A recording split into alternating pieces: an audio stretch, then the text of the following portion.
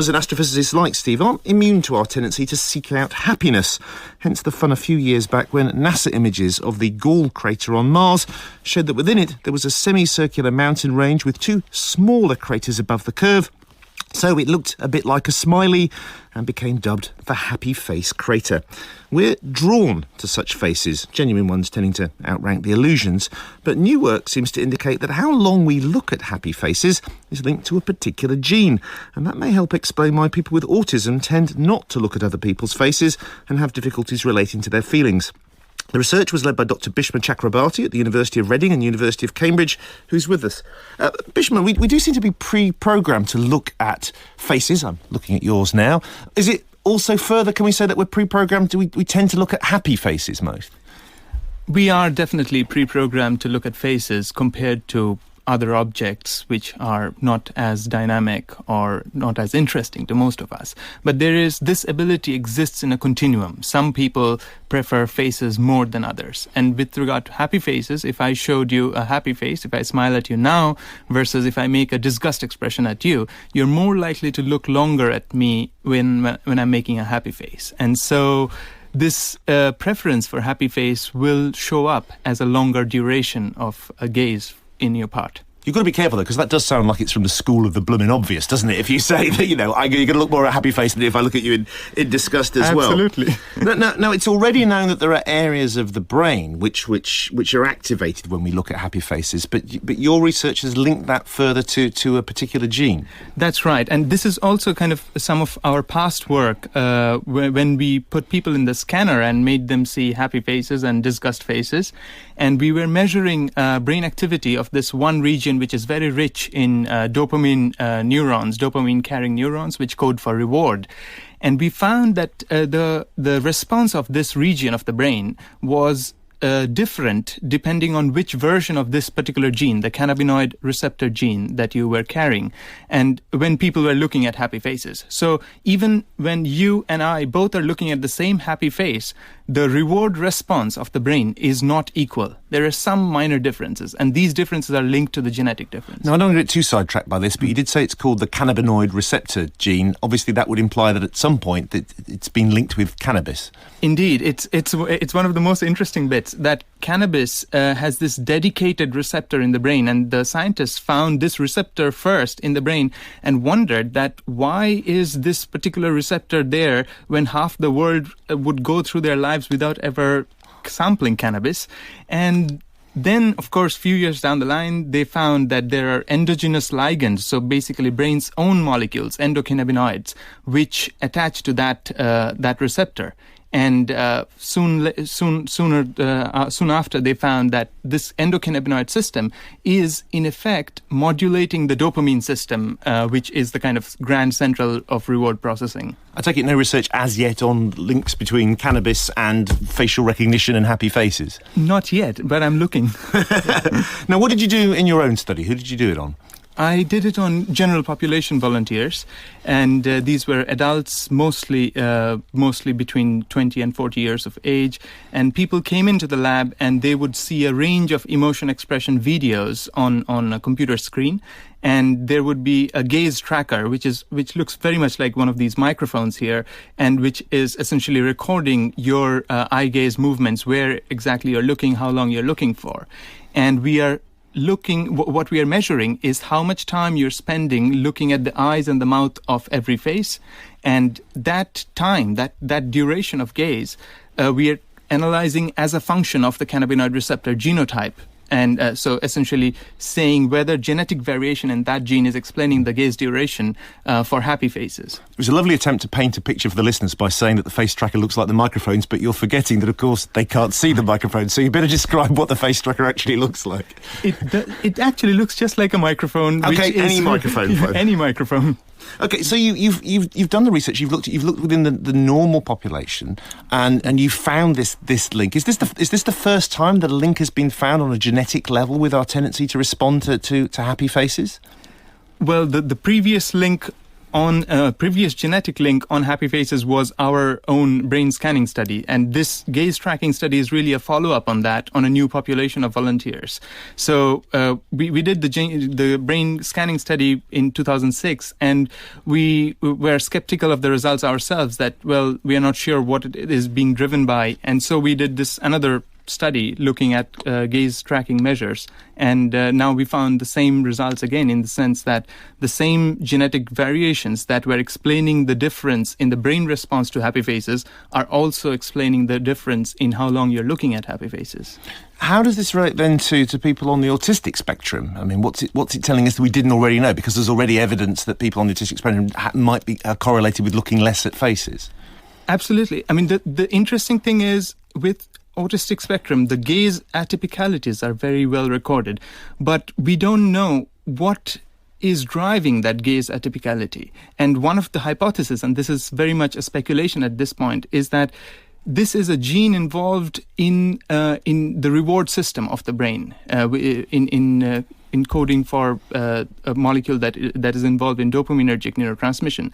So if you are not feeling rewarded enough when you're looking at a happy face, then that might explain why you are not looking at a happy face. So while gaze atypicalities are very, very well recorded, why they don't look at happy faces is not well recorded. And this hypothesis that we have right now is possibly they're not looking enough because they are not feeling rewarded enough. And if you're not feeling rewarded enough, you look elsewhere. Okay, so just briefly, given that Steve Early managed the entire first billion years of the cosmos in a few seconds, can you tell us what you do next with this work?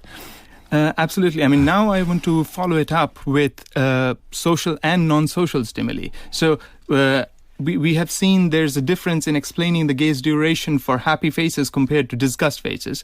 But does that also hold for any kind of reward? If we show a chocolate cake, for example, versus a mobile phone. Now, will the person look more at something they find more rewarding, or is this specific to social reward?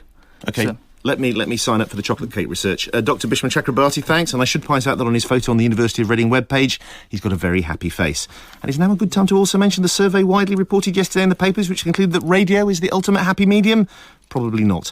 There's links to more on that within our own web pages, which themselves are somewhere within bbc.co.uk/radio4. That's also where to go to mine our rich seam of past programmes and to get our contact details. And among all the emails and letters following last week's discussion of warped and exaggerated health claims in the media, this from Fred Brown was by far the pithiest. Re-health scare articles in newspapers. We should carry the rider that living kills you. Yep, life's a fatal, sexually transmitted disease. On a rather more positive note, some big news now that following groundbreaking research involving a time machine and lottery tickets, we can today announce that each of our regular listeners is going to be sent a cheque for £1 million... Oh, hang on, I must just get this. Hi? Yeah? Trilobite? Fluorine? Larynx? I don't think any of them are good names for a girl. Look, I'll call you back, I'm busy. Sorry about that, where was I? Couldn't have been important.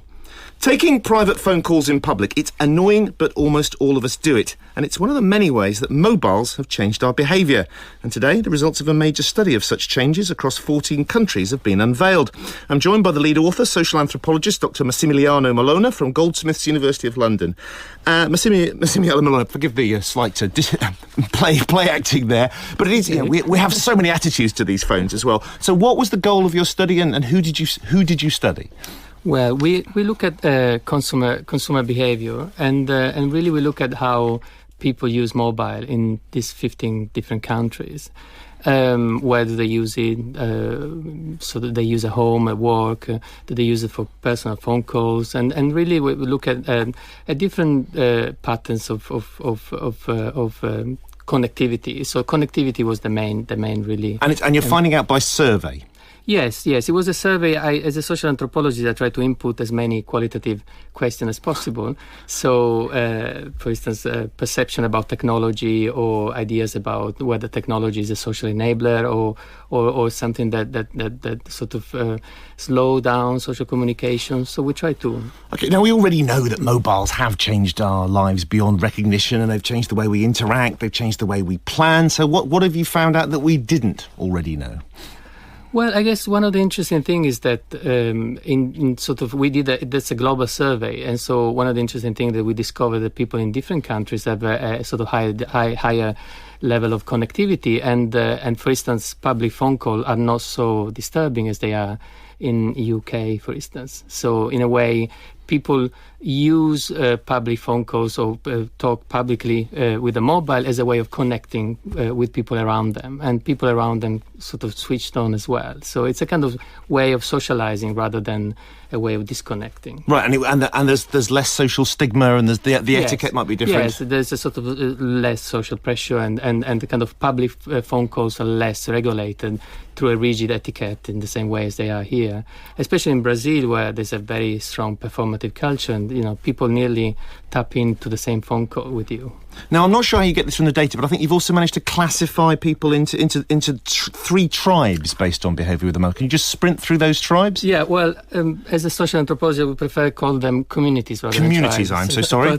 But yes, in terms of connectivity, the idea was to show that how people are connected through in terms of services or in terms of places, in terms of people, and the cyborgs are the most connected. The people who Cyborgs? shift between places and devices, and then there are the space cowboy, who are the kind of lonely actors, and the centaurs are the people who are most disconnected. They have got problem in interest to draw on separation between the personal and the public. So you've got cyborgs, centaurs, and space cow. Space cowboy. Yes. Right. Okay. And you think we all fall into one of these three groups? Yeah, mainly, yes. And presumably there are differences in the likelihood of encountering these groups in different countries and in different areas within those countries, cities and rural. Yes. I mean, the main classification was through age, gender, and occupational group, but there is an interesting match between this kind of classification and regional classification. So yes, centers are more associated with Latin America or with the Pacific.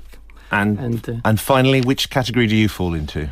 I would like to be a cyborg, but I'm afraid I think I am a space cowboy. You think you're a space cowboy? Yes. Yeah. Yes, I think I'm probably more of a space cadet than a space cowboy. My phones are great for a whole range of things, but it's not so good for actually talking to people or hearing what they're saying.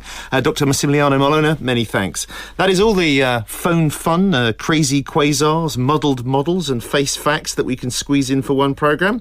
Next week, we drop in on the Royal Society's summer exhibition, and biological logic warping performance artist Stellark drops in on us to discuss his body of work on his body. Material World was presented by Quentin Cooper. The producer was Martin Redfern. The critical question, whether governments, administrative machines haven't become too big. 40 years ago, the economist E.F. Schumacher published Small is Beautiful. He and the book became almost like a Bible, especially for the environmental movement. Jonathan Porritt has been assessing Schumacher's legacy. His ideas seem to be resurfacing in unlikely quarters. My great passion is building the big society.